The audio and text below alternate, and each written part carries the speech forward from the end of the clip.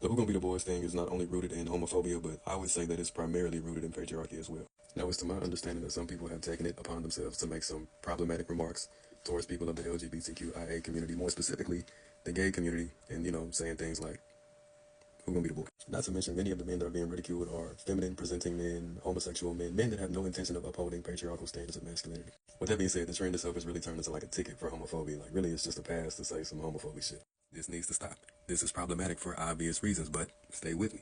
Now let's flip that coin because it's to my understanding that the original joke was intended for heterosexual men, right? Any heterosexual man that is doing something outside of the norm or outside of like the guidelines for hegemonic traditional masculinity, like doing some sassy shit, some quote unquote sassy shit. Like any heterosexual male who's doing something that people feel like a man shouldn't do or a man shouldn't be doing or that's perceivably feminine, the joke is for them. Now, for those who are unfamiliar with what patriarchy is, basically patriarchy as a concept is the desire to control and subjugate women.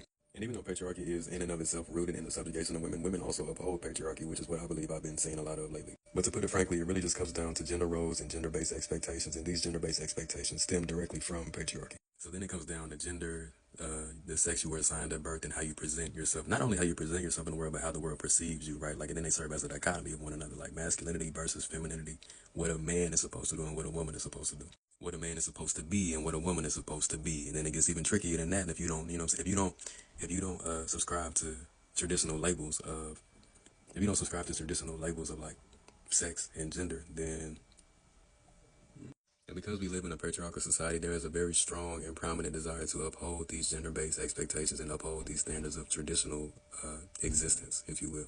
In this case specifically, it's denying men the ability to fully exist and to really be human and embrace anything that does not align with society's expectations of them as men, right? And yeah.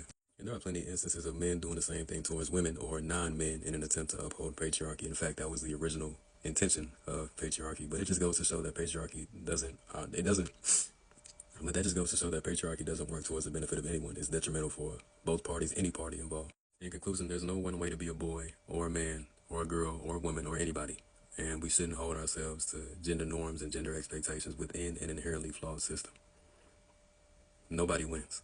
Also, I'm noticing a majority of the discord is taking place within the black community. Like a lot of, at least from what I can see, it's like black women against the gay black community or like the black LGBTQ community, and which is kind of throwing me off because if that's the case, then there are a lot of more factors that come into play, and then it makes it all the more counterintuitive that black people or African people would be at the heart of this debate. But yeah, I don't know. That's really all I gotta say about that. Let that shit go and stop saying that shit.